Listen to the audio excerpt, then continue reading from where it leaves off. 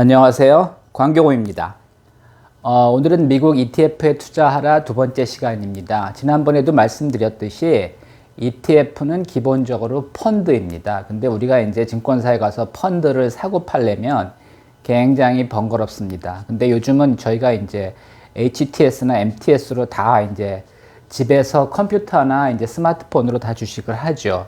근데 ETF는 주식 사고 팔듯이 살 수도 있고 이제 팔 수도 있습니다. 그래서 훨씬 편리하고요. 또 이제 내가 펀드를 사는 가격, 펀드를 파는 가격을 내가 정할 수가 있습니다. 근데 이제 펀드는 그렇지 않죠. 일반 펀드는 증권사에 가서 오늘 돈 맡기면 내일 종가로 사지고 팔 때도 마찬가지입니다. 그래서 이제 시차 같은 게 존재하는데 ETF는 내가 가격을 보고 살 수도 있고 팔 수도 있습니다. 미국을 이제 ETF는 지수를 추종하기 때문에 이제 지수를 이해해야 되는데 가장 대표적인 지수는 이제 다우존스 인더스트리얼 에버리지, 다우존스 평균 지수라고 그러죠. 미국에서 가장 오래된 지수고 그동안 가장 각광받던 지수입니다. 그리고 다우존스 인더스트리얼 에버리지를 이제 추종하는 펀드가 ETF가 이제 DIA입니다. 근데 요즘은 사실은 다우존스의 비중이 그렇게 크지 않습니다. 그리고 이제 다우존스는 원래는 뉴욕 증권거래소에 상장되어 있는 30개 종목으로 편입이 되어 있고 시가총액 방식이 아니라 평균 주가 방식으로 편입이 됩니다. 그래서 30종목이 똑같이 편입되는데 주가 때문에 그 비중은 좀 차이가 있습니다. 30종목이 똑같이 편입되지만 이 주가 차이가 있기 때문에 주가에 따라서 실질적인 비중은 차이가 있습니다. 그리고 이게 시가총액 방식이 아니라 이제 평균 주가 방식이라서 지수 자체가 좀 다르게 운영됩니다. 그래서 이제 요걸 이해하셔야 되고, DIA에 투자하면은 다우존스 인더스트리얼 에버리지에 포함되어 있는 30개 종목에 투자하는 거고요. 그 가장 비중이 큰 거는 유나이티드 헬스 그룹입니다. 요게 이제 주가가 높다 보니까 비중이 높고요. 그리고 그 다음은 뭐 골드만삭스, 그 다음은 홈데포, 그 다음에 마이크로소프트, 그 다음에 맥도날드 등의 이렇게 비중이 높습니다. 빨간 글씨는 사실은 원래 나스닥 종목입니다. 지금은 뭐 나스닥 종목, 그 뉴욕 증권거래소 종목, 그러니까 뉴욕 증권거래소랑 나스닥은 지금도 차이가 있죠. 근데 이제 다우존스는 나스닥 종목도 이제 지금은 편입을 많이 하고 있습니다. 그래서 그 빨간 걸로 표시를 해 놨습니다. 그리고 이제 DIA에 투자하면은 다우존스의 30종목을 골고루 투자하신다고 보면 됩니다. 과거에는 이제 미국을 대표하는 지수가 다우존스 인더스트리얼 에버리지였는데 요즘은 S&P 500으로 봐야 됩니다. 그리고 이제 S&P 500은 뉴욕 증권거래소와 그 다음에 나스닥에 상장되어 있는 500 종목으로 구성되어 있고 그거를 추종하는 이제 대표적인 ETF가 SPY입니다. 뭐 이거 외에도 꽤 많습니다. 근데 이제 이게 대표적인 거기 때문에 이제 이거를 말씀드리는 거고요. 하지만 S&P 500이 과거에는 이제 뉴욕 증권거래소 종목들 비중이 컸는데 지금은 그렇지 않습니다. 지금은 오히려 나스닥에 속해 있는 종목들의 비중이 훨씬 커졌습니다. 그 구성을 보면은 이제 S&P 500은 시가총액 방식입니다. 그래서 이제 시가총액이 큰 게 비중이 이제 높게 편입되는 거죠. 그래서 보면 여기랑은 좀 다릅니다. 이제 애플이 시가총액이 가장 크죠. 그래서 애플이 6.94% 포함되어 있고요.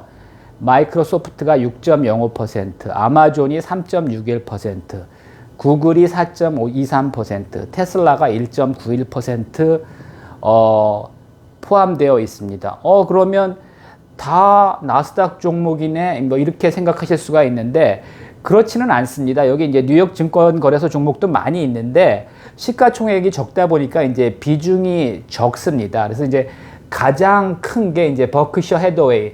버크셔 해더웨이는 A주와 B주가 있죠. 근데 이제 일반인들이 사고 팔 수 있는 거는 주로 이제 B입니다. 물론 A도 사고 팔 수는 있는데 한 주에 6억 하다 보니까 일반인들이 사기에는 되게 어렵죠. 그래서 이제 워렌 버핏이 만들어준 주식이 이제 버크셔 해더웨이 B주인데 1.59% 포함되어 있습니다. 사실 1% 미만은 그 펀드 전체에 미치는 영향이 크지 않죠. 그래서 나머지 종목들은 사실은 영향력이 미미하다는 거죠. 그 다음에 이제 요즘 미국에 제일 잘 나가는 거는 나스닥이고요. 나스닥 중에서 이제 나스닥 100이 잘 나갑니다. 그리고 나스닥 100을 추종하는 ETF가 이제 QQQ죠. 그래서 이제 QQQ의 구성 종목을 보면은 뭐 애플이 가장 높습니다. 12.36%고요. 그 다음에 이제 MSFT, 마이크로소프트가 10.23%, 아마존 7.1%, 구글 7.12%, 그 다음에 이제 엔비디아 반도체 회사가 3.91%입니다. 그래서 뭐 이거랑 종목은 거의 비슷합니다. 종목은 거의 비슷한데 이제 비중이 좀 차이가 있죠. 이거는 그 애플이 12.36%, 여기는 6.94%. 그러니까 종목은 비슷한데 비중은 역시 여기가 이제 전통적인 나스닥 종목들이 훨씬 더 비중이 높습니다. 그 다음에 이제 삭스라고 필라델피아 반도체 지수를 추종하는 ETF가 있습니다. 이거는 뭐 거의 다 이제 반도체죠. 그래서 가장 비중이 높은 게 엔비디아 9.08%고요. 그 다음에 이제 브로드컴 7.77%, 인텔 7.11%, 퀄컴 5.79%, 텍사스 인스트루먼트 5.22% 이렇게 구성이 되어 있습니다. 이거는 그냥 반도체에 특화된 그런 ETF입니다. 근데 반도체가 중요합니다.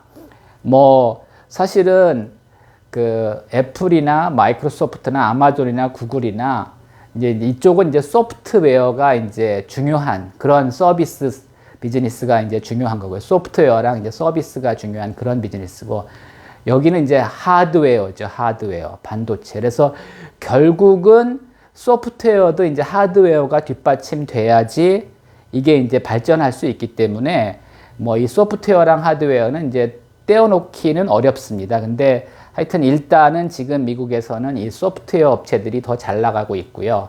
그 다음에 이제 반도체 하드웨어가 굉장히 중요하죠. 그래서 결국은 이쪽이 발전해야지 이제 여기도 발전하는 그런 역학관계가 있습니다. 그래서 뭐 이런 것만 있는 게 아니라 뭐 수백 개, 수천 개 있습니다. ETF가 정확하게 몇 개인지도 모를 정도로 되게 많이 있는데, 하여튼 미국을 대표하는 ETF들이고요. 저는 개인적으로 이제 QQQ를 뭐 여전히 제일 좋게 보고요. 그 다음에 뭐 삭스도 이제 좋아합니다. 반면에 이제 SPY는 S&P 500 종목을 추종하다 보니까 굉장히 이제 다양한 종목들이 들어있는 거죠. 그래서 원래 ETF는 이렇게 여러 종목이 들어있는 펀드고요. 이미 분산 투자가 되어 있습니다.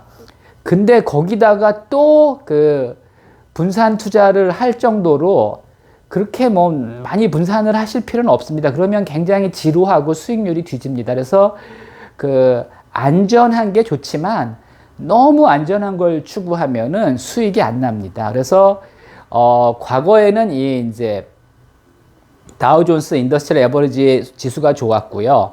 그 다음에 이제 S&P는 보통 이제 꾸준한 그런 겁니다. 근데 이제는 좀 더 그래도 탄력성이 있는 그런 주식을 투자해야지 수익도 나고 지루하지 않지.